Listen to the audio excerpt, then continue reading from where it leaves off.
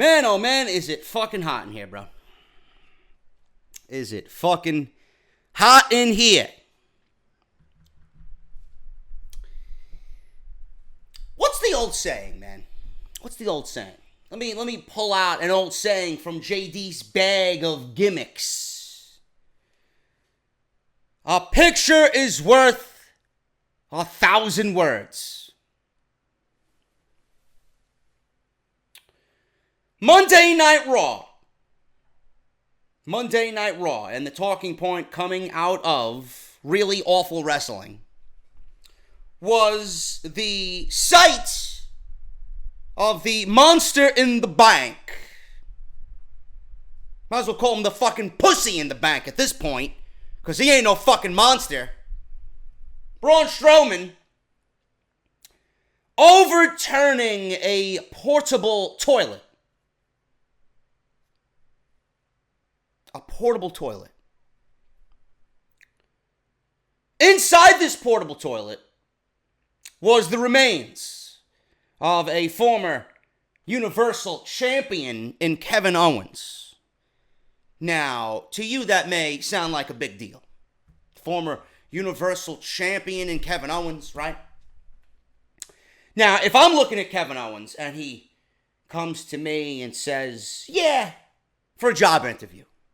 If Kevin Owens is sitting in front of me, and I'm sitting here like this, as a boss. So, go on. Read me some of the highlights of your last employment. And Kevin Owens is describing to me how he's a Universal Champion. My reaction to him stating that he was a former Universal Champion on Raw, this is my exact reaction.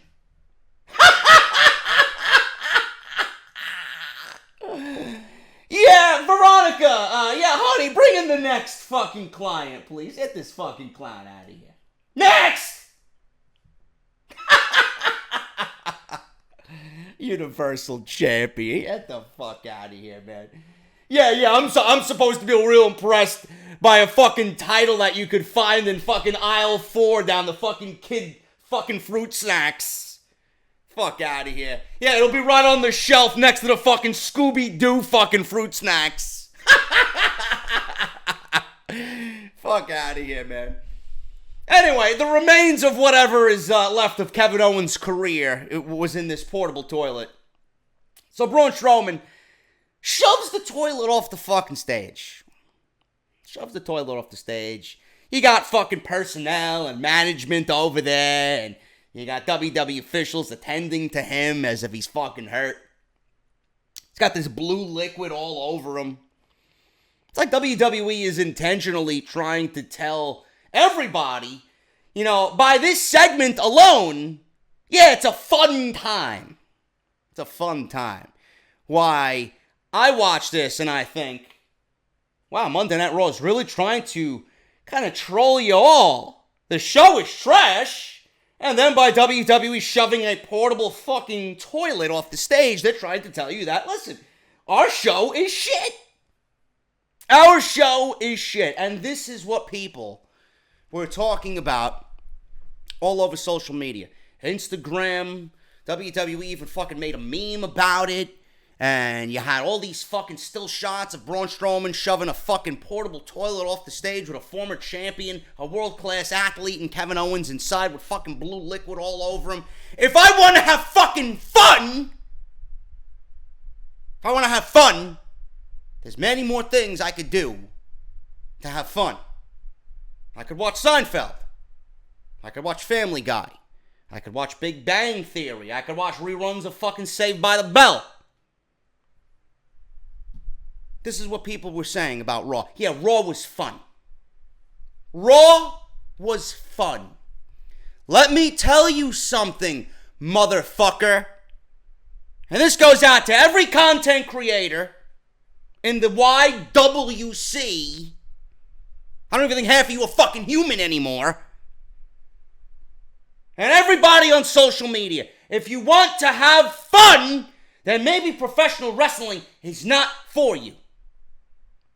Because I don't watch professional wrestling to have a good time.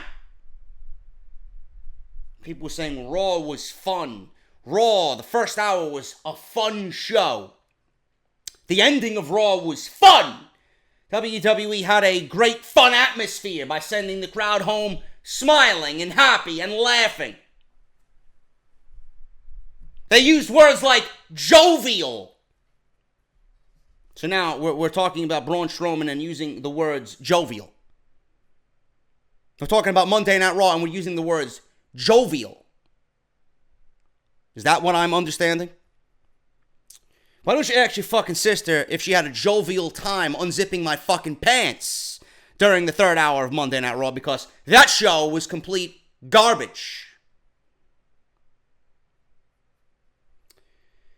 Yeah, it's real fun when your monster among men is being treated like a fucking pussy. Where's Mr. Lesnar, might you ask, Mr. Strowman? I don't fucking know. They got this guy having fucking hide and go seek with Kevin Owens every fucking week. Yeah, Monday Night Raw is real fun when you got Bobby Lashley incapable of cutting a fucking promo, no charisma, yet in the main event against Roman Reigns at Extreme Rules. By the way, is anything about Extreme Rules extreme? Yeah, it's real fun when your number one man is being groomed for Brock Lesnar for a third straight match. Yeah, it's real fun when Brock Lesnar himself doesn't even want to show up as your world champion on your show. Yeah, it's real fun to see Dr. Shelby sit down with two of the best female talents on the planet and have them not wrestle for the Raw Women's Championship. Yeah, it's real fun when your Raw Women's division is led by a blonde Barbie doll who can't out-wrestle a plastic bag. In fact, I would love to see Carmella and Alexa Bliss against a plastic bag and a paper bag. My money on who the better wrestlers would be Mr. White and Mr. Braun.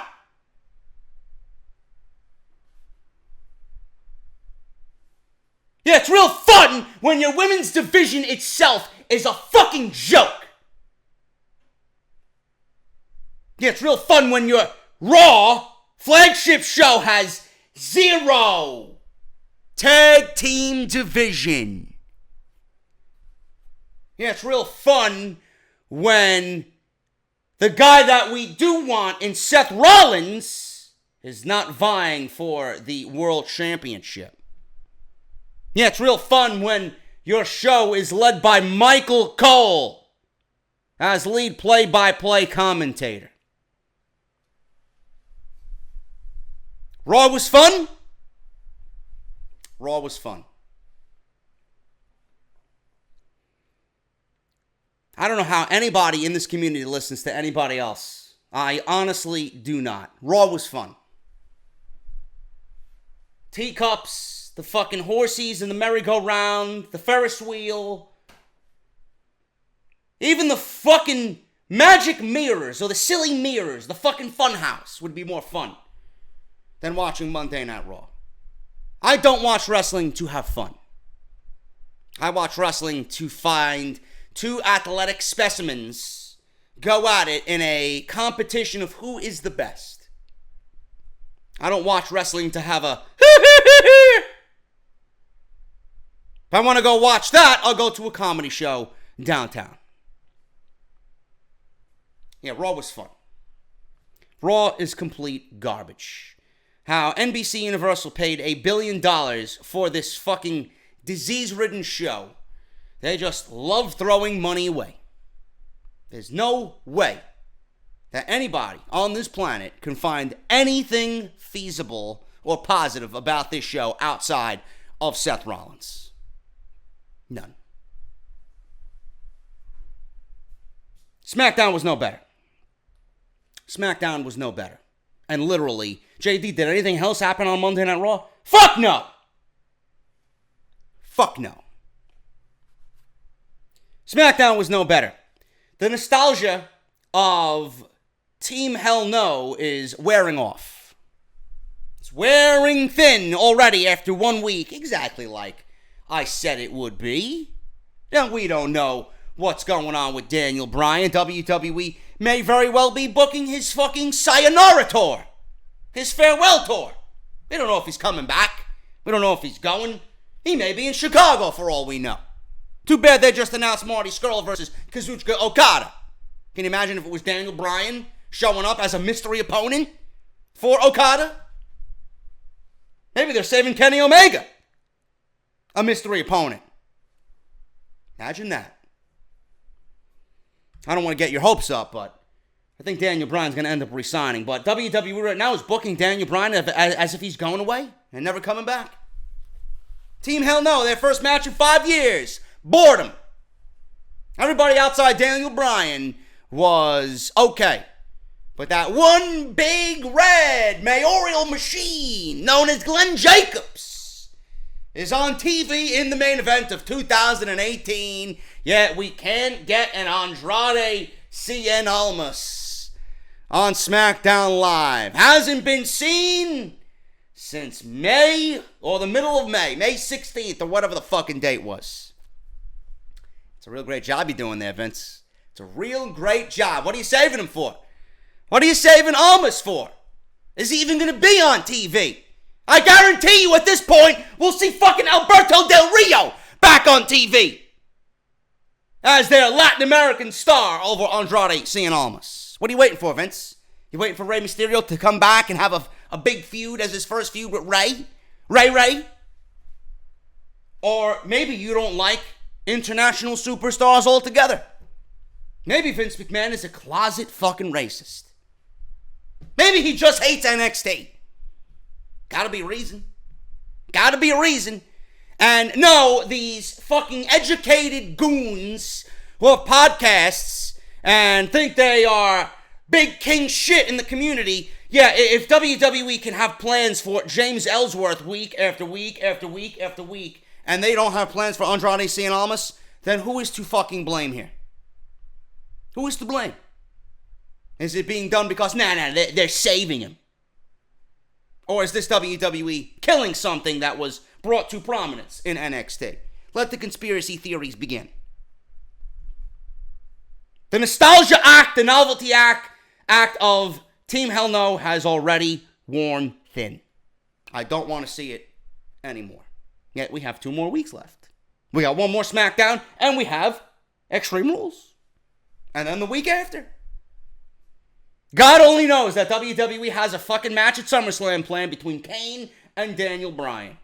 That's the next thing that we are going to see. I don't want to put it out in the fucking universe, but do not put it past WWE to do such a criminal act. Other than that, U.S. title open. We seen Jeff Hardy come out dressed as Mr. America, defending the United States Championship against The Miz of all fucking people. Again, I ask, where the fuck is Almas? Where is Almas? I don't know anymore. I am honestly tired of asking. No, they're not saving him for Rey Mysterio. They just don't have any plans for him. Other than that, the women's division is fucking terrible. Oska, man, oh man, Oska, brilliant in NXT. Oska on SmackDown, probably the IQ of a box of rocks. That's how bad Oska has been treated on SmackDown Live. Being outsmarted by James fucking Ellsworth, who has more TV time than Andrade Cien Almas, and Samoa Joe, and who else is on that fucking show? The Bar. James Ellsworth. James Ellsworth has more TV time than Cesaro, Samoa Joe, and Andrade Cien Almas. Please come up with whatever excuse you may have. I'm accepting all. Oska, the IQ of a box of fucking crayons. She gets outsmarted by James Ellsworth and is made to look like a fool. The baby faces, once again, are made to look like fools. She gets intentionally counted out by chasing James Ellsworth, who leads her right back to the ring for an ambush attack by Carmella. Now, if this was Oska in NXT, she would have choked out James Ellsworth before the bell even rang, and she would have kicked Carmella's head into the 8th row, yelling in Japanese along the way. But this is the main version, or the main roster version of Oska, and she is dumber than a basket of fucking fruit. Seriously. At this point, I take the basket of fucking fruit over watching Oska in the ring. I actually take the basket of fucking fruit as having more wrestling ability than Carmella.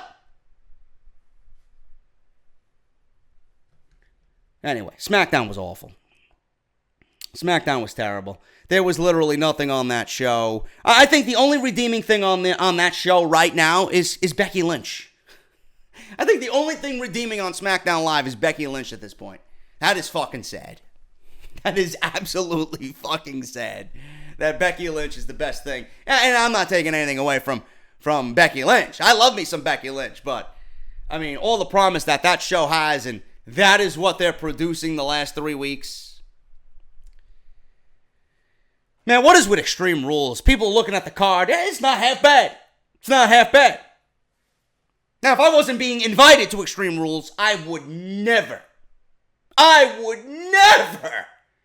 pay for a ticket to this show. You do realize that Baron Corbin and Finn Balor was just announced for Extreme Rules. Can someone tell me who the fuck is interested in that match at Extreme Rules?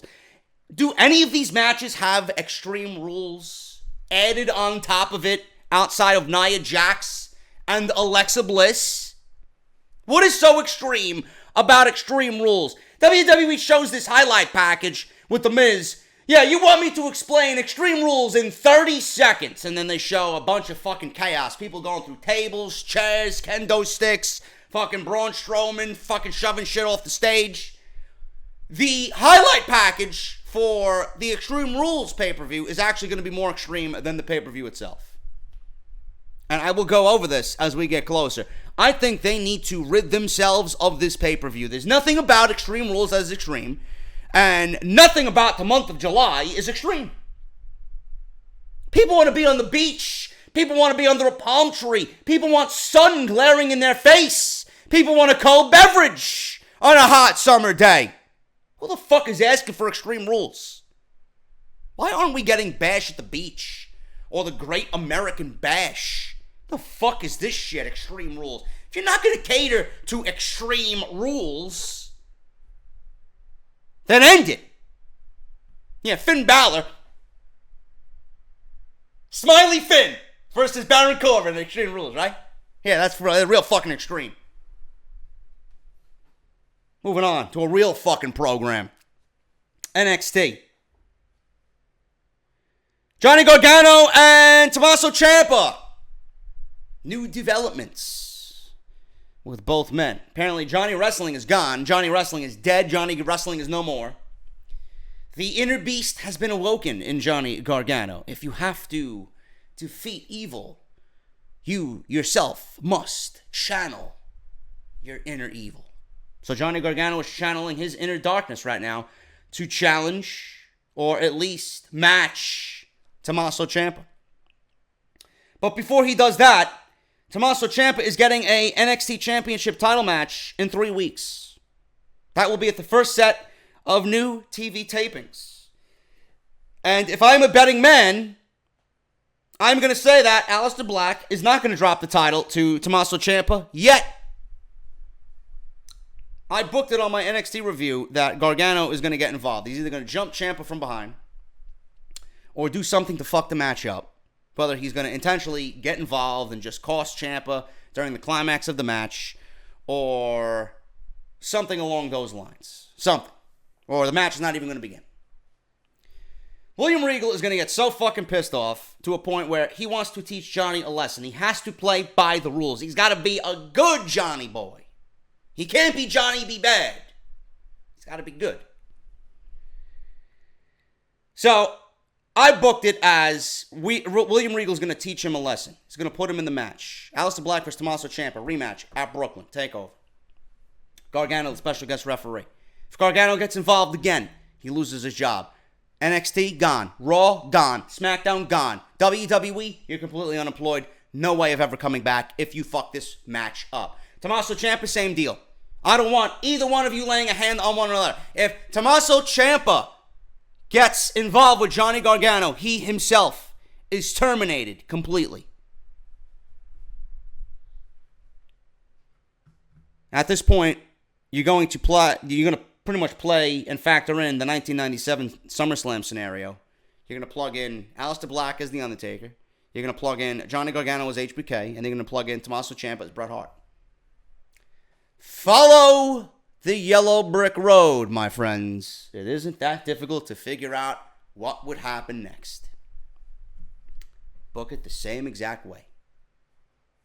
Now, it may be a fucking fairy tale. It may be fantasy booking on my end, but it's never been done since then. WWE has revisited everything in between.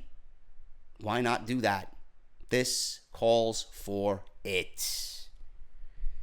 People need to start waking up to the fact that Shayna Baszler is quickly becoming one of the best things in all of WWE's women's wrestling. I loved her line this week about WWE has to put out another Mae Young Classic, another 32 women. They got to scour the globe for 32 women to set up another fucking tournament just to find opponents for me. Because I've beaten everybody. Shayna Baszler and the progress that Shayna Baszler is making is fucking scary. The woman can cut a promo. The woman is very legit when she speaks. She sounds very confident. As soon as she tightens up that in-ring skill and she hones in on that, she is going to be fucking phenomenal. I am big on Shayna Baszler right now. Very big. And I think a lot of people are not giving her enough credit. Shayna Baszler is doing things in NXT that I honestly didn't think she was going to do. I thought Shayna Baszler was coming in from the MMA, and she was just going to be another name and ride that wave of Ronda Rousey straight to the top. She's carving her own path, and she's making sure that you fucking take notice. I love that, man. If there's one thing I love, it's seeing someone progress. Shayna Baszler at the end of that Mae Young Classic last year compared to Shayna Baszler of now, two different fucking people. And this is why I pushed for Kairi Sane versus Shayna Baszler at TakeOver Brooklyn SummerSlam weekend. I think what we got there was only the beginning. What we get now, this is a year removed from the Mae Young Classic for both. I think both of them could really shine for the NXT's women division. Velveteen Dream continues to impress. He beat Donovan Dijak or Chris Dijak. And EC3, I mentioned, and a lot of people in the main event with EC3 and Johnny Gargano, a lot of people didn't really like the fact that I brought up the fact that EC3 is lost. A loss is a loss. A loss is a loss. EC3 didn't look all that impressive in that ladder match. Look who was in that ladder match. Everybody in that ladder match outperformed EC3 at TakeOver New Orleans. Everybody. Killian Dane and Lars Sullivan included. If I'm grading, EC3 came in dead last. EC3 lost the tag team match. Even though Velveteen Dream walked out on him, he still suffered the pinfall. They booked him in that situation, and he lost. And now he's losing to Johnny Gargano. And it ain't because Johnny channeled his inner Street Fighter. It's not because Johnny snapped. EC3 is in the wrong place at the wrong time right now. He is not really being positioned as a major player right now in NXT. And it's going to be a while before he even gets that chance, if WWE even sees that in him. Because I don't see anything in EC3 outside of an entrance and a theme song right now. I don't want to think that way, because it's EC3. They brought him in. He came in with hype. It's NXT. So if there's anything that WWE does right, it's how they book NXT. And I have hope and faith that they will treat EC3 right when the time comes. Right now is not his time. He feels underwhelming. And he feels like an afterthought. And it's okay for me to think that. It's not his time right now. Other than that, really nothing else happened on NXT. We're going to have a great week to follow and weeks to come. This Tommaso Ciampa, Johnny Gargano situation is going to be heating up, and it's going to be very interesting how WWE pens this next chapter. I did watch 205 Live. Lio Rush is doing great things. I think he's fantastic. I love the way he plays this cocky role. I love the way he plays this millionaire playboy with the watch and the gold chains and the smiling and him coming out just fucking reeking of fucking cockiness. Plays it well. Kid's got it down. Though it is a blatant ripoff of what Cash Flow Ken Broadway does in House of Glory, but that's another story for a different day. Lio Rush doing his thing. We got Mustafa Ali and Buddy Murphy. I watched this match. Slow to start, but these guys did not take a step back at all. Once they hit that second gear, they revved that shit up until they could not go anymore. These two guys, Mustafa Ali and Buddy Murphy, and I stated this for months, and you guys know that I've been saying the same fucking thing time and time and time again when it comes to the Cruiserweights and 205 Live. If you put this match on Monday Night Raw, there's no way that these guys couldn't get over. They are making a name for themselves and creating buzz through their work rate. Why this stuff is not being featured on Raw at least one segment a week is absolutely fucking criminal. Someone in that company starts or needs to start opening their eyes. Absolutely. Mustafa Ali is right now flying under the radar as one of the most underrated talents in this entire fucking company, maybe in the entire world. And has there been a guy who's gotten a second chance and fucking broken through that wall like a fucking beast, like Buddy Murphy? This guy was fucking part of a dead tag team in NXT, Blake and Murphy. Look at where he is now. Look at the fucking talent that the guy possesses.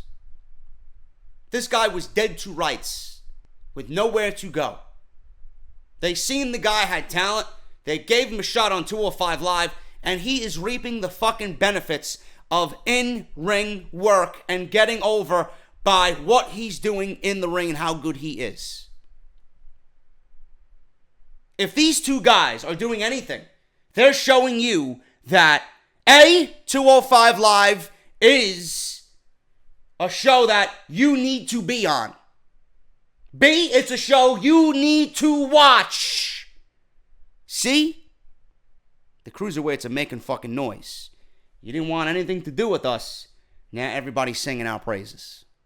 Someone in that company needs to start opening their fucking eyes and start getting this shit on Monday Night Raw every week. It is absolutely fucking criminal. I'm watching this match between these two guys absolutely fucking kill each other. No disqualification. I'm thinking a bunch of things watching this match. I'm like, wow. It's on the WWE Network. It's on 205 Live. Everybody's having a good time. Crowd sucks. Crowd is fucking terrible. They don't appreciate half of the fucking shit going on in that match. B, imagine this on Monday Night Raw. These guys went close to 25 fucking minutes. This would have had 4 commercial breaks.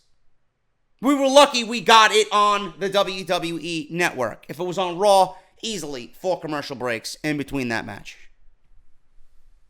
And that would have outshined literally everything on Raw. And do you think WWE is going to give Triple H the opportunity to have his guys take away from the guys that Vince McMahon has on his show?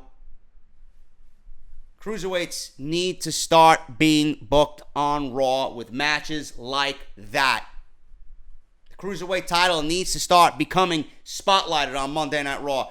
If not, pay-per-views. There's no reason why you're going to have a 4 or 5 hour pay-per-view and the Cruiserweight Championship is not going to be on that show. If not that, put it on a fucking TakeOver. You're expanding TakeOver apparently with the rumors from 7 to 10:30, 10:45. If you want to add a Cruiserweight Championship match on those shows in front of a live fucking crowd like TakeOver, It would do the division and the show a world of good.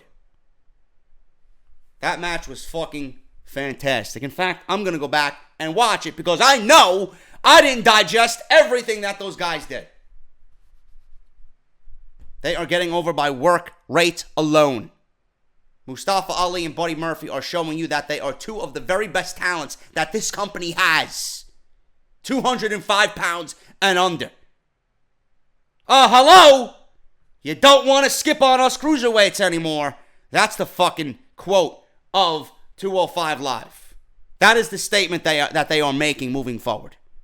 If nobody on Raw is taking advantage of that right now, shame on them. It ain't the cruiserweights' loss. It's Monday Night Raw's loss. That's your weekend review in WWE. Got a bunch of stories. Apparently, Kenny Omega is interested in working for WWE, or if you were browsing around on YouTube, you would have seen some clickbait titles. It's not that Kenny Omega wants to work for WWE. He wants to work with some talents that are employed by WWE. Also, what else is new? Roman Reigns leads the news charge this week. What's WWE doing with him and Bobby Lashley? And what is the plan at Extreme Rules that's going to upset everybody when it comes to the Roman Reigns agenda? I got it all for you today, right here on Off the Script. You're not going to want to miss this one. Let's hit the introduction and let's hit the theme music. I'll see you guys on the other side, and we're going to go over everything right now as it pertains to WWE news and rumors right here on Off the Script. Off this shitty fucking product by coming on here and speaking the fucking goddamn truth about this fucking filth. I can book a better show taking a fucking dump after eating my fucking Chipotle chorizo with extra cheese. I don't give a fuck what anybody has to say. Have I ever? Of course not. WWE is great, man. Fuck you, Japan, and Kenny Omega, Okada. Delete! What is it, man? Can I suck your dick? What is it, man? Well, this is the #1 fucking podcast. Right here on YouTube.com!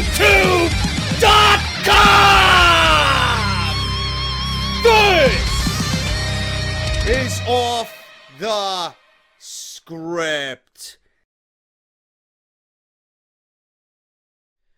Man, oh man, I almost botched that fucking outro, man. Right before the theme music came on and the intro came on, I almost botched it. Like a Bobby Lashley fucking promo on Raw, like a Dana Brooke wrestling match. Almost botched it. Was not going there, man. Can't do it. I can't do it. Anyway, this is episode 229, part number 1. This is Off the Script. Thank you guys so much for joining me yet again for another action-packed weekend here as we adventure into the news and rumors of the professional wrestling world. We got a lot to go over today, man. We're going to talk about Bobby Lashley and Roman Reigns at Extreme Rules, that awful main event that I'm sure will close the show because it's Vince McMahon's Playboy, Roman Reigns in the main event. We'll talk about that and the shitty creative direction that they're going in with this one. If you thought Lesnar's story was of humor last weekend with Roman Reigns, you're going to find this one to be just as equally humorous. So you don't want to miss this one. Also, apparently, Taylor Hendrix from Ring of Honor is accusing Jay Lethal of sabotaging her career because, quote unquote, she would not sleep with him. Jay Lethal, the new Ring of Honor World Champion, apparently is in hot water. Another one of these Me Too fucking scenarios. We'll talk about that as well. Like, we can't get enough of the fucking drama in the professional wrestling world. 1 week it's Enzo, and the next minute he's cleared. Then he's joining House of Glory. And now it's Taylor Hendrix. We'll talk about it. Also, Kenny Omega wants to work with some names in WWE. Unlike fucking Wrestle Talk that wants to view or get the viewers in, Kenny Omega wants to work in WWE. He didn't actually say that, you know. He didn't actually say that.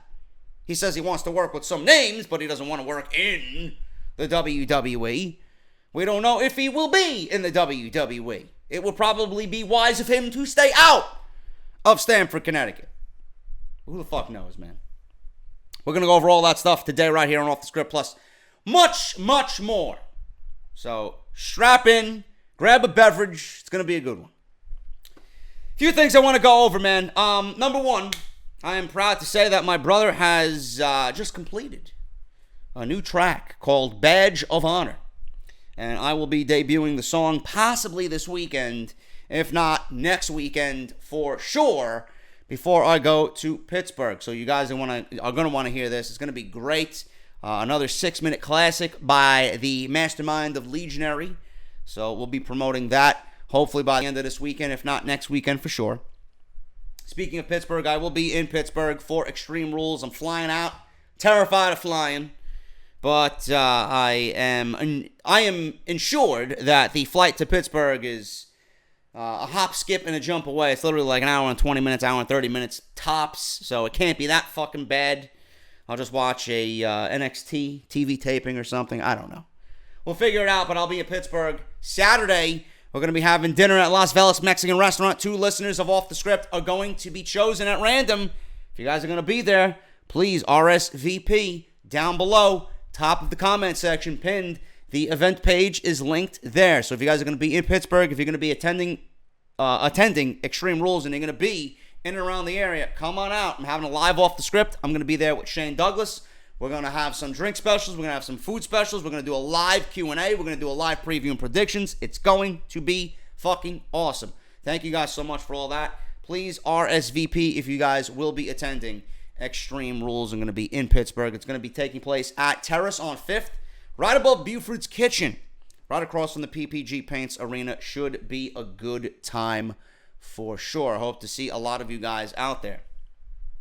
As far as Shane Douglas goes, man, I already said it on Patreon. If you guys are patrons to the Off the Script community on Patreon, I'm letting you guys get first dibs as to what questions you want asked. I'm going to pick some questions from the Patreon community, and I'm going to ask them to Shane Douglas via a live Q&A when we do the live Off the Script special from Terrace on 5th, right before Extreme Rules, man. So if you guys want to get in on that, it's as little as $1 a month. You guys can join the Patreon. I'm also setting up for next week before I go to Pittsburgh. I'm going to give you guys some extra content on Patreon. Starting at $5 or more, you guys are going to get an Off the Script retro. I'm going to do a live video review of the 1993 King of the Ring. So I'm going to do that, being that we just celebrated the anniversary of the King of the Ring back in June. So we're going to be doing that as well. So look forward to that. Patreon.com/JDFROMNY206. Also, I want to get you guys on board with the 2 great causes that we have. And I want to shout out Daryl again, man. This guy's a fucking monster. Daryl actually donated $200 to the Ovarian Cancer Research Fund set up by Brian Goulash, my buddy, who will be there with me on Extreme Rules Sunday at Terrace on 5th with Wrestle Rumble. He donated $200 to the Ovarian Cancer Research Fund set up by Brian. He immediately turned around and donated $200 to Rusty's Bike MS 2018 bike tour for Rusty's cause for finding a cure for MS research, multiple sclerosis. He is an absolute fucking beast, man. Daryl donated $400, $200 each cause. So if you guys want to follow in the footsteps of Daryl, man, please do so. That's a great fucking gesture right there, and he is the MVP so far, just stemming from the start of the promotion for these 2 great causes, man. He stepped up big time, and I want to make sure he is duly noted on that, man. So if you guys want to join Daryl and joining these 2 great causes, please donate down below. Along with the RSVP for the live Off the Script special at Terrace on 5th, there's going to be 2 links. One for Rusty and one for Brian's cause, man. Please go check it out. If you guys have it in your heart to donate, please do so. We'll be taking donations for the Ovarian Cancer Research Fund set up by Brian all the way up to Extreme Rules. And then with Rusty, he's got about 1 more month to go. He's about 73% of the way there to complete his goal. So if we can get him to at least 2,500, which is his goal, He would be absolutely fucking grateful for you guys and your support. And he's setting up his own campaign. He's having a fundraiser himself where he and a bunch of his friends, his wife, are going to be making homemade waffles, man. And nobody can turn down waffles. Remember, New Day, waffles are greater than pancakes. So if you guys want any information on that, Rusty's got it all in his setup page, his donation page, man. Go check that stuff out as well as Brian's. Thank you so much for being such vital members of the Off the Script community and showing everybody how great and powerful we can send out the word of positivity, man. Thank you guys so very much for that. Follow me on Twitter at JDFROMNY206. Hit that subscribe button down below. Turn on that bell for all notifications. You guys know the deal already. Barbershopwindow.com for your t-shirts. I do believe they have a July 4th sale continuing on. So if you guys want to get your t-shirts, right now is a great way to save some fucking money, man. And if you're going to be seeing me in Pittsburgh, you guys better be wearing one of these 4 or at least one of the 15 designs on the shop, man. Barbershopwindow.com/offthescript. Harry's.com/script. Have you guys seen? This is all Harry's, bro. It's all Harry's. You better sign up for the fucking Harry's ad, man. Harry's.com/script for your free trial shave set. Handle, blade, shave gel, and razor blade protective case. Get yours today. All you have to do is pay shipping and handling, $2 or $3. You're going to have that delivered right to your mailbox. The best shave of your life. Guaranteed. Harrys.com/script. And then Audible. Audibletrial.com/offthescript. You guys know the deal with that. 1 free month of their service plus 1 free audio book of your choice. Audibletrial.com/offthescript. And if you guys have already signed up, please tell a friend, a family member, a coworker, a work colleague, a classmate, whatever the case may be, man. Spread the love of Audible and support Off the Script. You guys know the deal with that. Thank you all so very much. Let's get into the news, man. I want to start off with this Roman Reigns situation. Apparently, WWE's creative team and the plans that they have for Roman Reigns are going to annoy everybody. Seriously. They are going to annoy everybody. Now, we all know Roman Reigns and the Roman Reigns agenda has been pushed down our throats for the last 4 years. If you guys watched Off the Script last weekend, you guys know that the story that WWE is trying to tell with Roman Reigns and Brock Lesnar is that Roman is a loser. Roman is a loser. And they want to try and develop sympathy for Mr. Roman Reigns. And they're going to have everybody come out and say and gang up together, Roman, you can't do it. There are better people in place to get the job done. You've tried and tried and tried. You just can't do it. And then he's going to become like the little engine that could. He's going to battle through adversity, and we're going to feel sympathy for him, and he's going to overcome all the odds, and we're going to miraculously fall in love with him when he wins the Universal Championship away from Brock Lesnar. Now, if I told you that this was a real creative plan, you would probably laugh hysterically at me. But indeed it is. Now, it sounds like bullshit, and it sounds like it was written by a fucking 3-year-old, but this is the direction that WWE wants to go in. Now, with Extreme Rules just less than 2 weeks away, about a week away, week and a couple of days, WWE have been building towards their next pay-per-view. We already know how much of the card is shaping up thanks to this week's episodes of Raw and Smackdown Live. Don't remind me, both shows were terrible. So far, 8 matches have been confirmed, including AJ Styles versus Rusev, Alexa Bliss versus Nia Jax, Seth Rollins versus Dolph Ziggler, Carmella versus Oska, Shinsuke Nakamura versus Jeff Hardy. They just added Bray Wyatt and Matt Hardy versus the B-Team, Team Hell No versus the Bludgeon Brothers, Finn Balor versus Baron Corbin or Constable Corbin. Are you excited for this show? I'm not. I'm not at all. I'm going to be there. There's one match on the card that isn't going to be contested over a belt. Roman Reigns versus Bobby Lashley. Up until a few weeks ago, the main event of Extreme Rules was advertised to be a 6-man number 1 contenders match, with the winner earning a shot at the Universal title. Roman Reigns and Bobby Lashley were 2 of the superstars confirmed for that matchup before it was scrapped by Kurt Angle. The Raw GM announced that Brock Lesnar was able to block that match from happening. It came out as news that Vince McMahon nixed the idea because he just didn't want it anymore, due to a loophole in his contract. It was Vince McMahon who changed his mind on the match. Now it will be Reigns versus Lashley in a one-on-one singles match in the main event of Extreme Rules. Now, the outcome of the match. Many fans are annoyed that McMahon has scrapped the 6-man match in favor of just having Lashley versus Reigns go one-on-one.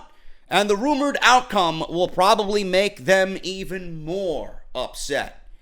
Bryan Alvarez discussed the match and the booking of this match during Wrestling Observer Live and noted that WWE more than likely will have Reigns lose in order to get the fans behind him. Look at the calculated way WWE has changed a 6-man number 1 contenders match to now a one-on-one singles match with no title shot on the line. This is Vince McMahon's doing. So the likelihood that it went from a 6-man number 1 contenders match in which Reigns was probably going to win, because that's the match that they won at SummerSlam with Reigns and Lesnar, to a one-on-one match with Lashley and Reigns. And when I tell you what they're going to do, you're probably going to see everything just fold right before your eyes, or unfold right before your eyes. This is what Dave Meltzer says, and Bryan Alvarez. I quote, "Listen, I don't think it's out of the realm of possibility at all that Bob is going to win at Extreme Rules. That's the story that they're telling. Roman is a loser. They're never giving him his opportunities. He keeps failing. The idea is you're going to get behind the guy, but it sure didn't work on Raw when he wouldn't tag his partner in and he got his ass beat as a result." End quote. Now, once again, it looks like WWE are trying to push Reigns as a fan favorite, even though, as Alvarez explains, it won't work. WWE could tag Roman Reigns with Jesus Christ, and even he himself, the Lord and Savior, could not get Roman Reigns cheered anywhere. The real question is, when will fans give up? Or when will Vince give up on the fans getting behind Roman Reigns? You mean to tell me that you're still going to try and sell me that Roman should be a sympathetic figure coming out of Extreme Rules? What gives WWE the right to insult their fans in that manner? Look at what we've gotten via Monday Night Raw between Reigns and Lashley. We've gotten three tag team matches with the Revival. 3. Reigns, on the last match, did not want to tag in Bobby Lashley. He wanted to do it all on his own. People were cheering for one more time. They wanted another shatter machine delivered to Roman Reigns. If that is any indication that WWE needs to end this Roman Reigns agenda, I don't know what to tell you. Roman Reigns, no one should feel sympathy for Roman Reigns. This is his own fault. He wants to be Mr. Big Shot. Why on earth would you feel sympathy for somebody if he doesn't want to follow the rules of a standard tag team match and tag in his partner, the Fresh Man, to attain a victory over 2 guys who he, earlier in the night, said he shouldn't have any business losing to? WWE is downright fucking pathetic if they think that Roman Reigns is going to lose at Extreme Rules and we, the fans, are somehow going to fucking have sympathy for this guy losing. Bobby Lashley is the most boring character outside of Roman Reigns on Monday Night Raw. Bobby Lashley, if he beats Roman Reigns, I guarantee you will receive the biggest pop since he's returned to the company. I would be surprised if the fans don't shit all over this match. Period. There's no way you're going to develop sympathy for Roman Reigns. It didn't work then. It ain't going to work now. It is over. It is over. This is the worst fucking idea I think I've ever heard in my entire life. We didn't give a fuck about him at WrestleMania. We didn't give a fuck about him in Saudi Arabia. We're not going to feel anything towards this guy but hatred in New York City. Again, I reiterate, just like I stated last week, if I'm Lesnar, I'm telling Vince, go fuck yourself. I'm not showing up in New York. I'm not showing up to SummerSlam. I'm keeping this title until you find me a suitable opponent not named Roman Reigns. If I'm Brock Lesnar, I'm putting my foot down with Vince McMahon, and I'm going to say I'm not going out there and putting my fucking career in jeopardy and going to be mocked because you want to continue to put your fucking cock in this guy's face every fucking week, every month, every pay-per-view. I'm not putting myself through that anymore. This is pathetic. Absolutely downright pathetic. And if anybody is in agreement here that Reigns and this storyline is going to work, you're an idiot. You are a fucking fool. Everybody knows that this is the biggest creative failure in the history of WWE. Nothing that they say on commentary is going to work. Nothing that Graves is going to spin around on commentary is going to work. All the fucking ball gargling that Coachman's going to do on commentary ain't going to work. It ain't going to work. Bobby Lashley beating Roman Reigns will probably be the highlight of the fucking night. Just to hear people cheering Bobby Lashley over Roman Reigns is going to make me smile from ear to ear. And then you know what I'm going to do? I'm going to come on here and say, well, I told you so. Hand me another fucking Guinness. Pathetic. Roman Reigns booked to lose. Why? Roman Reigns booked to lose. Yet, he's still going to get a main event shot at SummerSlam. Yet, he's booked to lose. He's still going to beat Brock Lesnar for the Universal title. Why? Why? How are you going to spin Roman Reigns losing and losing and losing and then getting a title shot at SummerSlam? Again, I reiterate, WWE is going to back themselves into a corner where people are going to be so vilely disgusted with this fucking feud and this match and this outcome that they're going to have no fucking choice but to book Braun Strowman by cashing in Money in the Bank. Braun Strowman right now, WWE should be counting their fucking blessings that he is Money in the Bank right now for Monday Night Raw. Counting their blessings.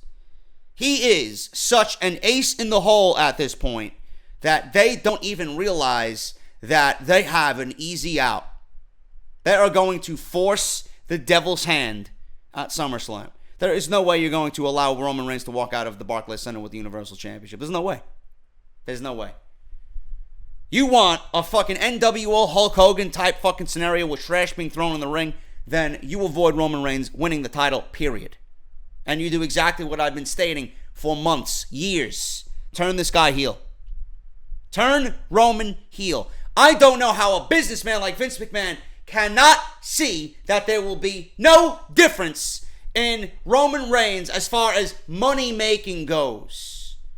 Then you got The Miz coming out saying Reigns should not be a heel. He's selling the most merchandise. Reigns would still sell the most merchandise if he was a heel and portrayed as one on television. The people who love him will hate him. The people who hate him will love him. It will be a 50-50 decisive split. But at least the guy would be portrayed on television in a way that makes fucking sense. At least you can have this guy break out of his fucking cocoon and start speaking and cutting promos like he should be cutting promos. With a hatred and a disgust in his voice. If you're going to portray this guy as some fucking conquering, sympathetic figure, you don't think the fans are going to see right through that, especially the New York market? Then what happens when he shows up on Monday Night Raw with the Universal Championship at the Barclays Center? You're in for a rude awakening, Vince McMahon, if the last 4 years weren't rude enough. Vince McMahon may be the brightest fucking businessman known to the professional wrestling world, but when it comes to fucking this situation, he is making himself look like a fucking idiot. A fucking idiot. This bottle of water has more IQ than Vince McMahon at this point when it comes to Roman Reigns. Bullshit. Let me see Bobby Lashley. Let me see Bob the Trash Man get a decisive victory over Roman Reigns at Extreme Rules.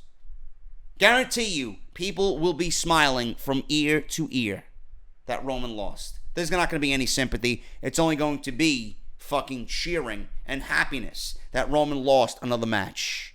With the hopes that he doesn't get another title shot, but WWE is thinking that it's going to be the adverse effect. That's how stupid they are. That's how fucking stupid WWE is. WWE are having creative ideas about keeping with the SummerSlam theme here. Matt Hardy and Bray Wyatt lose in a shock tag team match at SummerSlam, meaning they lose the tag team championships at SummerSlam. Now, I call it Summer Scam. WWE calls it the biggest party of the summer. I call it the lamest party of the summer. If last year was any indication, it was awful. I don't want another party thrown by WWE. Seriously. The burgers are fucking overcooked. The fucking buns are soggy. And they got nothing but fucking Budweiser and Coors Light. Drinks for hicks and fucking degenerates is what they're serving. Rumored matches at SummerSlam. There's a suggestion that WWE will be concluding a long-running Smackdown live feud next month, with AJ Styles once again defending his WWE Championship against Shinsuke Nakamura. That obviously ain't happening the way things have planned out and panned out on television. Daniel Bryan is likely going to have his final match, if you're listening to the rumors, in WWE, against The Miz, or major pay-per-view match against The Miz. Massive feud that everybody has been waiting for. The Undertaker could also be making an appearance, but at this point, his opponent is completely unknown. Then, of course, there's the Universal Championship, which we just discussed. Brock Lesnar is expected to defend the Universal Championship against Roman Reigns, but thrown into the main event mix could be Braun Strowman and his briefcase, and we could have a monster main event. Those are all the singles titles, or the singles action rumored, but this week information surrounding the tag team division has been well speculated as well. At Extreme Rules, Bray Wyatt and Matt Hardy will defend their Raw Tag Team titles against the B Team, which consists of Curtis Axel and Bo Dallas. Now, the Challengers have been on a great run since disbanding the Miztourage back in May. If you want to call it a great run, I think it's been fucking miserable, to be honest with you. Dallas and Axel are undefeated. They scored multiple wins over Breezango, won a number one contenders match for the tag team titles, and have since beaten Wyatt and Hardy along the way as well, with Curtis Axel getting 2 back-to-back wins over Matt Hardy. However, it seems that their success is going to stop at Extreme Rules, at least that's based on current plans. Wyatt and Hardy, according to Mike Johnson of PW Insider, should hold the tag team championships heading into SummerSlam because there's a big match planned. It looks like, he says, and I quote, "It looks like they're finally going to do something with the Authors of Pain," Johnson revealed on PW Insider Elite Audio. The B Team is just a bridge to get Matt and Bray facing the Authors of Pain at SummerSlam. Interestingly, Johnson suggests that AOP are not just going to compete in the match, but capture the titles in their first attempt as well. Now, that would be a massive shock, considering that all they've done on Raw so far is squash local talent and beat Titus Catering because they weren't pleased with the buttered green beans. They were not buttered properly, apparently, according to Akam. If you want to know where I got that information, top secret. I can't let you in on my sources. But if the plans are true, expect to see Akam and Razor beating a few more notable opponents ahead of SummerSlam. Do you think the Authors of Pain deserve a title shot at this point? I mean, it couldn't be any worse. It honestly could not be any worse for the tag team division. So, to me, giving the Authors of Pain the tag team championships could easily set up a competitive tag team division if WWE does exactly what I said. I would love to see Seth Rollins and Dean Ambrose probably get involved. You could do that if you wanted. That could be a possibility. You could bring back American Alpha. You could bring Jason Jordan and Chad Gable back. Have American Alpha go up against AOP. Get some competitive tag team matches and slowly start to revive tag team wrestling on Monday Night Raw. You could have the Revival there. They're back to their winning ways. A little bit. You could see Revival versus the team of American Alpha versus AOP. Some triple threat action. Maybe give us another ladder match, with the tag team titles on the line. Then you got the Deleter of Worlds. You could still have them hanging around. You got Ziggler and McIntyre. A lot of heel tag teams in the WWE right now. Then you got the B team. You got Breezango. You got the Ascension. But if you build a tag team division with the Authors of Pain, and then you got Matt and Bray, you got Ziggler and McIntyre, the Revival, you bring back American Alpha to go against AOP. That is a good base. That is a very good foundation for tag team wrestling. And who's to say, if you bring Jason Jordan back and put him against Chad Gable, who's to say you can't have Gable and Jordan wrestling in singles roles? They were meant to be together. They work better together.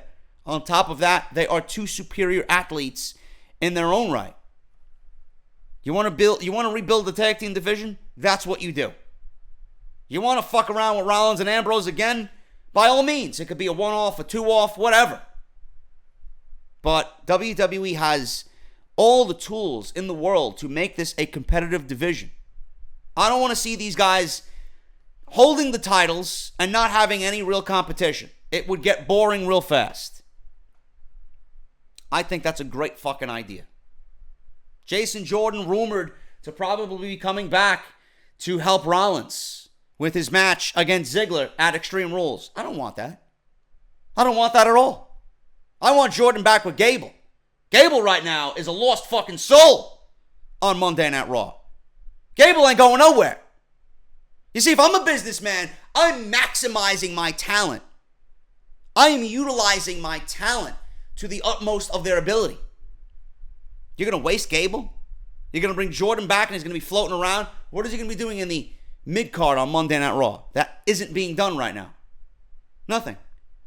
I would love if Jordan comes back and teams with Gable. Jordan is good on his own. He's better with Gable. It gives Gable something to do. Jordan has been in the ring with a Cena and a Reigns. He's been a tag team champion. He's been with the Rollins, in big match situations, in big moment situations.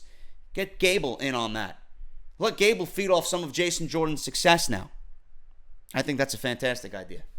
You bring him back, it's easy to fucking tell that story. What am I going to do with you, son? Says Kurt Angle.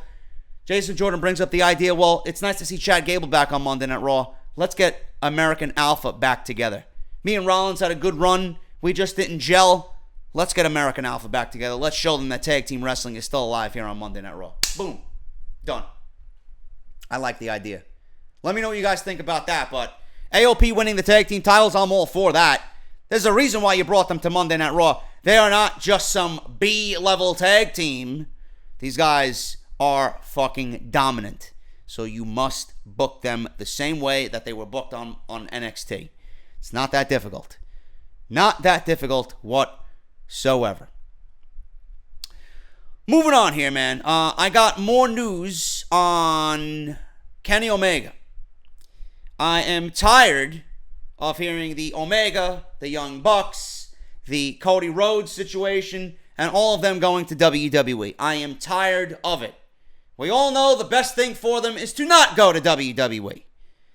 But Kenny Omega recently came out and stated that he would love to work with some of the talent right now in WWE. Kenny Omega, clearly the best wrestler in the world right now, depending on who you talk to.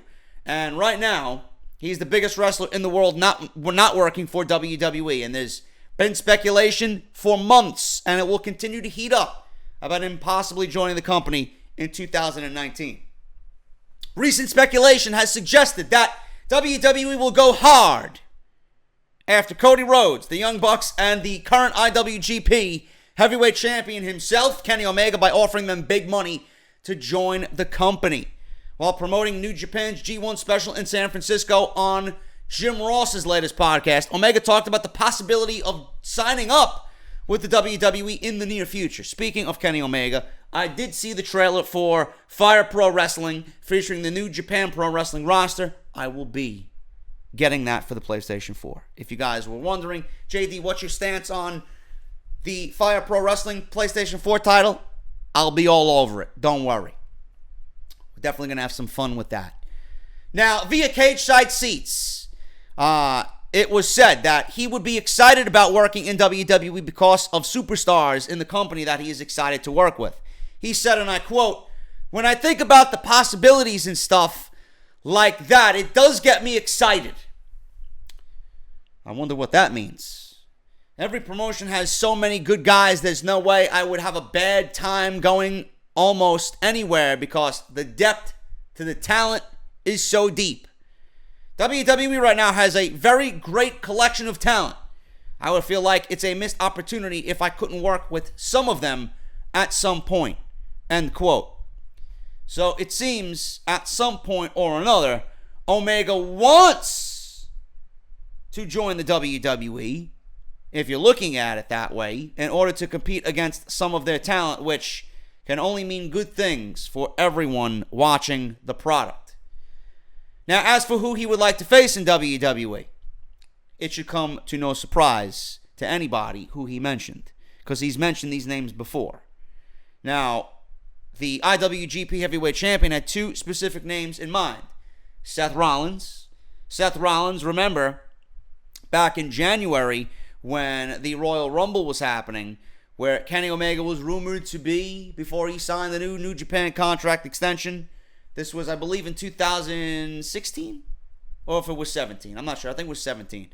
Where Rollins was actually interviewed on WWE.com, and he said, to the extent of who he wants to see in the Royal Rumble, he mentioned Kenny Omega's name. Just blurted it out there. WWE actually took that footage down. For whatever reason. I don't know. I guess they had hopes of signing Omega and then he re-signed with New Japan. I don't know. But they took that down. I remember it finally because I remember watching it.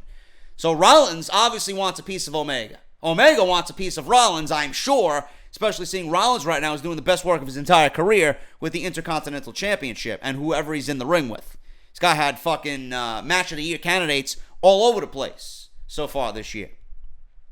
And he mentioned AJ Styles. AJ Styles is someone that he's mentioned very frequently in various interviews. AJ Styles more notably in a WrestleMania match. We all know Kenny Omega. He's 35 years old. The body of work that he has done over the last several years. A lot of people don't want him to go to WWE, but everybody wants to eventually end up in the WWE for one reason or another. Whether it's the money, whether it's maximizing their profit while their bodies are able to maintain the workload and do this for a living, or have dream matches like the ones that he mentioned here.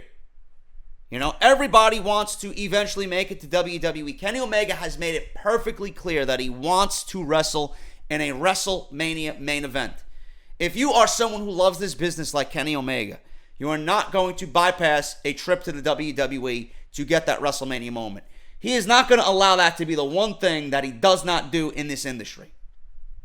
He's done everything in New Japan. U.S. champion. He's main evented Wrestle Kingdom. IWGP championship. Has had some of the greatest matches of all time with Okada. Guy's a match-making fucking 5-star machine. Of course he wants to go to WWE. Of course he wants to make more money than he could ever fucking fathom in this lifetime. It's all on WWE to see Omega for what he is. True talent. He wants Styles. He wants Rollins. WrestleMania is where Omega wants to be. I know that. He may not actually come out and say it because he really can't say that. He's on the contract. He's holding that fucking title. He ain't going to be able to say that. But he's mentioned it. He's mentioned, I would love to wrestle AJ Styles. I think we would tear WrestleMania down. He wants that. He wants that bad. He said, if I could work with Seth Rollins at some point in time, that would be a lot of fun. The huge name amongst all that is AJ Styles. I'd love to work with him at some point. I'd like to be able to do it when I can still move. You know what I mean? End quote. He's 35 years old. His body of work and the amount of fucking stress that he puts on his body every time to give us what we deserve as fans and what he envisions for himself and the legacy he wants to leave behind. How long do you think he's going to be able to keep that up? Same thing with the Young Bucks. You know? If they want to migrate to the WWE because it's something that they want to check off the bucket list and they want to maximize as much money as they can to feed and provide for their families for a fucking lifetime. Joining the WWE is not out of the realm of possibility for these guys. So if you're a fan of New Japan, you know, the possibility is growing and growing and growing for these guys to leave. Will they? I don't know. The argument could be made that Kenny Omega and the Young Bucks don't need the WWE. But that is completely different than wanting to be in the WWE. Maybe they want because they know they've done everything that they could. But have they done everything that they could possibly do on the indies? You know, they're the first non-WWE talent to be featured in Hot Topic heavily. There's more Young Bucks and New Japan merchandise in Hot Topic than I've ever seen before. The Funko Pops with the Young Bucks were the number one selling item in minutes on HotTopic.com the week that they released early. I could not even get myself one, and I want the Hot Topic exclusive because I know it's going to be valuable, and I could not get it. They sold out the Sears Center in Chicago for an independent show in 29 minutes. That's going to seat over 10,000 people. You don't think WWE has eyes on what these guys are doing? You don't think WWE has eyes on the money that they're making via merchandise? You don't think the WWE knows the Young Bucks sold more merchandise than they actually made wrestling? They made more money selling their merchandise than they did actually performing as a professional wrestler. You don't think WWE knows that and has an eye on that? You don't think WWE sees dollar signs in these guys? Come on, man. And who knows what these guys are capable of if they stay independent and all in too. They could sell out MSG if they wanted. The sky is the limit for these guys. The sky is the limit. They got creative freedom where they are now. They got a schedule in which they choose when they want to work, which gives them time with their family. You know, when WWE takes these guys, they're going to put them on the road for 300 days a year, not seeing their families, working the WWE lifestyle, breaking their bodies down quicker than they ever have before. But they're making all the money in the world to provide for their family for a lifetime of comfort. You know, a lot of us get really greedy when we talk about, they don't belong in WWE for whatever reason, whether it's creativity or WWE holding them back or WWE taking them from New Japan and just using them as a way to make money, yet they're going to fucking waste their entire career. I don't think WWE could be that stupid. I don't think WWE would be that stupid. I wouldn't put it past them, but these guys are unlike anything that they've signed or attempted to sign before. You know, it's great to think about Rollins versus Omega and Bryan versus Omega and anybody versus Omega, really. You know, anybody. But we as fans sometimes get fucking greedy and selfish. They don't belong in WWE. I don't want them to go to WWE. Why? Who are you to say how much money that these guys can make? Are you in there doing what Kenny Omega is doing? Are you breaking your body every single time you go in that ring? Who knows what he feels like after a fucking 1 hour Iron Man match? Or a 2 out of 3 falls match? Whatever. I mean, Omega wrestled over an hour with Okada, and I'm pretty sure he feels 10 times as worse as someone wrestling a full week of WWE. We are greedy. And if Omega and the Young Bucks want to go to WWE, so be it. So be it. It's going to be the most talked about thing in the it could be one of the biggest topics of all time at this rate or at this point. You know? But what does it mean for everything that they've built? They've built an empire. If they go to WWE, that is all fucking blown away. It's gone, wiped away. No more All In. No more Hot Topic. No more this. No more that. You are WWE now. It's going to be a very interesting situation. But don't ever say, nah, they don't belong in WWE. You don't speak for them. They're going to do whatever is best for them and their families. I could see it. I could see it. But I could also see on the same fucking side of the coin, them not going. Each decision has its pros and cons. We know what they are. It's up for them to decide. Going to be a very interesting 2019 when it comes to all three of those men's contracts in New Japan Pro Wrestling. Seth Rollins versus Dolph Ziggler at Extreme Rules. How will it end? Well, if you're on Reddit, which I'm not because Reddit is nothing but a fucking cancer-filled community, and they fucking hate me over there. Fuck you. It seems like the ending of the Ziggler-Rollins Iron Man match has been predicted. Now, this could certainly be the case. It could not be the case. Take it with a grain of salt. But I think everybody kind of has an idea of where this is going. Reigns has been helping Rollins, but he's going to be busy with Bobby Lashley. So we don't know what's going on. But with Extreme Rules, it all seems to fit into place. Rumors have been circulating for weeks, while the timely loss of his Intercontinental Championship also could be pointing to the outcome of this match. Instead, Reigns will battle Lashley. He ain't going to have anything to do with Rollins. And Dolph will take on Rollins in a 30-minute Iron Man match for the IC title. However, fans on Reddit seem to know what the WWE has planned for their Iron Man match. Now, as we've seen on Monday Night Raw, any threat that Rollins brings towards Ziggler seems to be neutralized by Drew McIntyre. The anomaly in this feud and another star fans want in the Universal Championship picture. I do as well. The guy is too good to be overlooked. Despite getting help from Reigns in recent weeks, he has his hands full with Lashley. But fans think one of two returns could be in the cards to ensure the feud is fair moving forward. Now, one certainly makes sense over the other. Both of them make sense, but I already told you where I think Jason Jordan lies. I say put Jason Jordan back with Chad Gable. That's just me. But, although the initial suggestion was a potential Dean Ambrose return, more fans seem to think that the return of Jason Jordan seems more likely, in which WWE will use Jordan in this direction. Now, Ambrose was spotted at the Performance Center last month.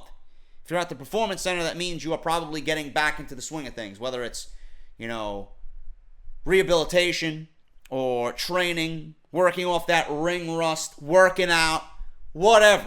If you're at the PC and you're not in Alabama with Dr. James Andrews in Birmingham, that probably means you are bound for return sooner rather than later.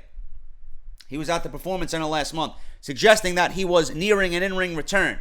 And it wouldn't be a huge surprise if he ended up back on television at Extreme Rules.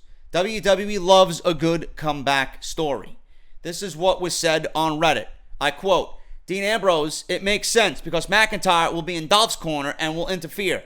Plus, when Ambrose first went out, they changed the time frame of the injury. So with him being spotted at the PC a couple of weeks ago, he's probably getting ready for his return. Now, a few other quotes on the Reddit forums. I quote here, I think you're forgetting about the next generation of great. I think Jason Jordan is much more likely to come back and help Seth than Ambrose at the moment. Jordan's been cleared for about 2 months now, which is true, but I don't think his best role would be with Rollins. I think his best role would be with Gable. Ambrose hasn't been cleared at all as far as we know. He was spotted at the PC, but we have no idea what he was doing there. I really don't think we're going to see him until SummerSlam itself as a surprise run-in or something, or the Raw after SummerSlam, if then. Moving on. Another one says, I'd bet Jordan over Ambrose. No reports indicate Ambrose as being close to return, while Jordan has been cleared for a while now. Would be kind of cool because Ambrose and Rollins' Iron Man match in FCW got them a lot of attention. I could see Ambrose turning on Rollins when he's about to make the winning pinfall. I think Roman teaming with Seth lately is to throw us all off. They've been suspect with the situation because of the time frame changes. That was all posted on Reddit.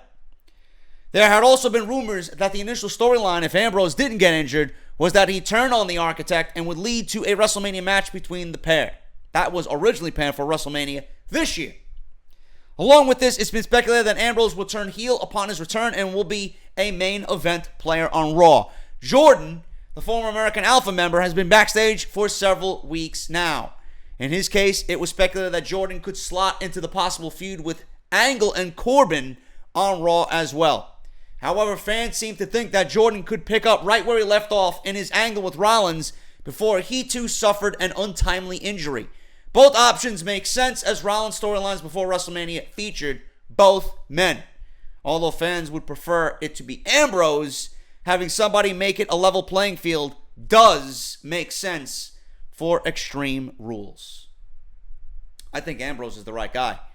You know, Ambrose and the talk of Ambrose, every time you ask a Rollins, or Rollins has been asked about 2 or 3 different times about Ambrose. You know, he mentioned, we'll see him around SummerSlam time. You know, Rollins, again, he was just recently interviewed, I believe, when WWE was overseas for their last European tour. I think he mentioned, Rollins is due back before the end of the year. They're never going to give you a time frame, because if they give you a time frame, people are going to speculate. These people aren't going to give you an exact timing for when he's coming back. If Ambrose is at the PC, then that means he's about ready to come back. He ain't going to be at the PC if he ain't ready to come back.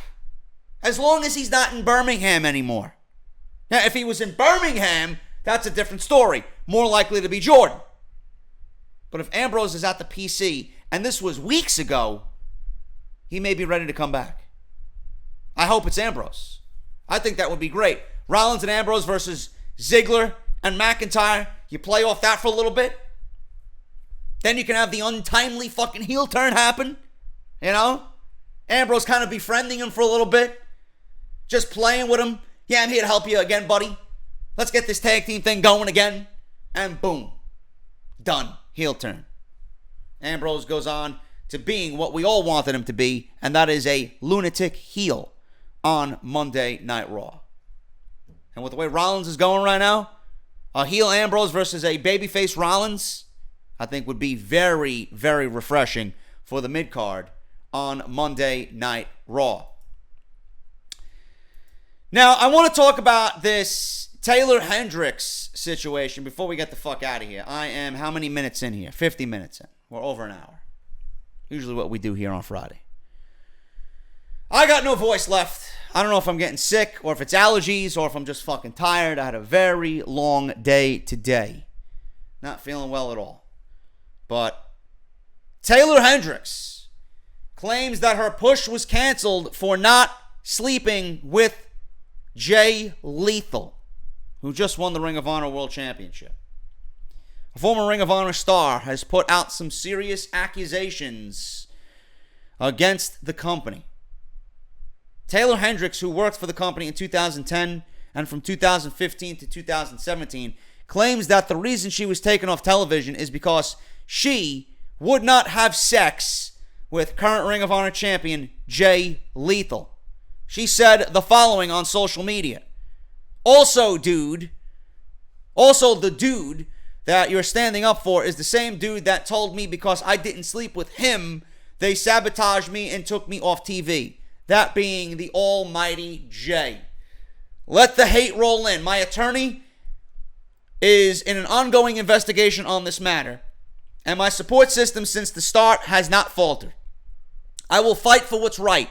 If I don't, I will be part of the problem, and that's not something I can live with. This sort of attention is vicious. People from all over the world are threatening me, my family, my job, the Mae Young Classic, as if they had the power, LOL. And my career will not deter me any longer. Did she just kind of blurt out there that she's going to be in the Mae Young Classic? We'll see. I don't know. I came forward privately long ago, as in before I left Ring of Honor, and now it's public. I will fight. Silence is acceptance, and I'll be silent no longer. Let the hate roll in. I will fight. So that is the latest on that. Now, we don't know. And I am not going to sit here and take one side over the other. This is wrestling. This is professional wrestling. This is a freak show. Okay? Shit happens. The stories that you hear with sexual harassment and, men intermingling with the fucking women and vice versa. This is not something that is new to anybody. I am not going to take sides on this story. All I'm going to say is this. Until we get a full-fledged investigation, okay? I find it very odd.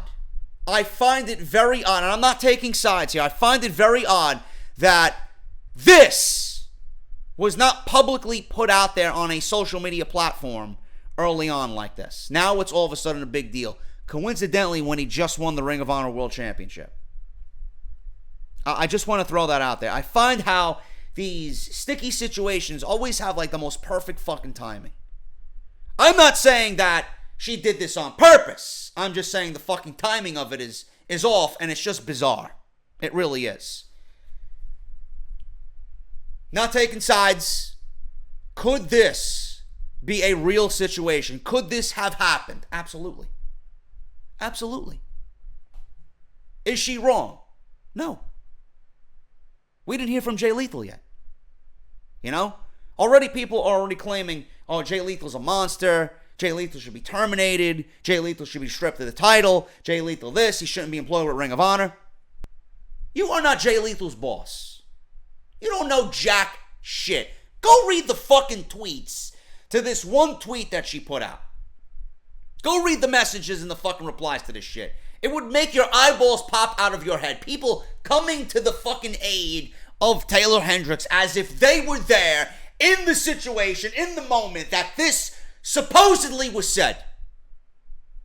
We don't know. We don't know at all. Could it have been said? 100% it could have been said. We got her side of the story.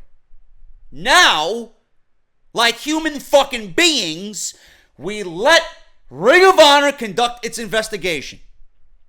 We let Jay Lethal come out with a statement. From there, it's investigated on. Both sides of the story from both parties will be out in the public. There is Taylor's side, there's Jay's side, there's Ring of Honor's side, and then there's the fucking truth. We won't know what it would be or what it will be until the proper investigation is conducted. We're not going to sit here and we're not going to fucking fire Jay Lethal over some fucking tweet because somebody was, in a situation where a rude comment was made and was blown out of fucking proportion. Could have been said as a joke. They were co-workers. They were colleagues. He might have said something that was a little out of line and he didn't really mean it. We don't know. We don't know. Everybody wants to play the victim. Everybody's taking her side. Let's wait till we hear from Jay Lethal. Let's wait till we get the investigation conducted from Ring of Honor. That's the fair thing to do. If it needs to be escalated any further, let it fucking escalate. You stay out of both of their businesses. This is not going to be another Enzo situation where the guy was fucking guilty or innocent and he was fucking made out there to be guilty and made into a monster, lose his job, and then The person who got him fired was nothing more than a fucking piece of shit who got this guy fired and ruined his life for 5 fucking months. We didn't know. We act like we know, but we really don't know.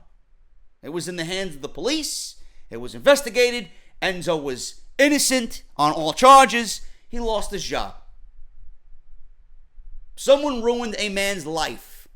I don't want to see the same thing happen here. Let Jay Lethal go about his business. If Jay Lethal is guilty, and they find him to be guilty, then by all means, strip him of the fucking title and let him go. Punish him to the utmost extent in which something like this should be punished. But until then, shut your mouth and let's hear what his side of the story is. And when the investigation is complete, there will be a verdict and we take it from there. It's either she's a liar and she wants her 15 minutes of fucking fame, or Jay Lethal is a fucking piece of shit for, again, trying to get one over on a female in the business to get up the corporate ladder. Sleep with me. Let's have a good time. I'll ensure that your name will be in spotlights, honey. She could end up telling the truth. Jay Lethal could be a fucking piece of shit. Jay Lethal could be telling the truth and she could be looking for 15 minutes of fame. We don't know. We don't know. Let's all calm down. It is social media. We are too busy worrying about other people's lives and we're not worrying about our own. You are not them. You are not in the world of professional wrestling. You are an avid fan. Stay that way. I'm not taking sides here at all. We will give our proper opinion when the proper evidence is unveiled. That's it. And I don't want to hear about this story anymore. Too many people coming out with this Me Too shit. Too many people jumping on the bandwagon. Too many things, and people jumping to conclusions and ruining people's lives without proper fucking investigations and without proper fucking sides of the story. The people want to jump on the victim's fucking side without hearing the other side of the story. Let's all calm down, please. Didn't want to end the podcast on that note, but it's been talked about, and everybody wanted me to talk about it, so there you go. Not another Enzo situation. Oh my goodness, man. I'm getting the fuck out of here, man. I do not feel good after recording this for an hour. I am going to relax, and I'm going to enjoy the rest of my Thursday night. Thank you guys so much for putting up with me, man. I don't know if it's allergies or the humidity, man. I'm dying right now. I'm absolutely fucking dying. I don't know what's going on. I just had a bad day. It was a very bad day in general. So I will see you guys on Saturday. We were going to talk about more stuff, man, on Team Hell No. I got news on Team Hell No. I got more news as it pertains to Vince McMahon planning not to give certain people on Raw a major push. WWE's protecting one popular Raw star, turning him into a big main event guy. I got real life backstage heat with Nia Jax and Alexa Bliss for some reason. I don't know what the fuck is going on there, but we'll talk about that as well. Also, potential finish for Team Hell No's match at Extreme Rules. We're going to go over all that stuff on Saturday, right here on episode 229 of Off the Script. Thank you guys so much, man. Make sure you guys check out the other videos that you might have missed. Follow me on Twitter, at JDFROMNY206. Hit that subscribe button down below. Turn on that bell for notifications.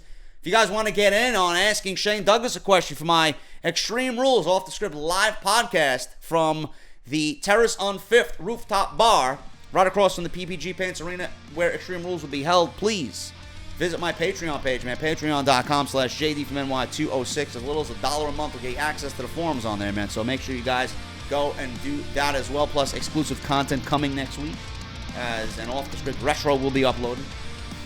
Please support Harry's, Audible, Barbershop Window, and most importantly, but certainly not least, Brian Goulash, the Ovarian Cancer Research Fund, as well as my buddy Rusty and his Bike Tour 2018 Bike Tour for MS, man. He's 73% away, or actually 73% ahead of his goal now. He's got another few percentages left to go. Please go and check that out and support him. Let's get him to 100%, man. So thank you all so very much. I'm getting out of here. I'll see you guys on part 2 for Off the Script this weekend, and I'll see you all on Saturday with more coverage right here of WWE. I'll talk to you later.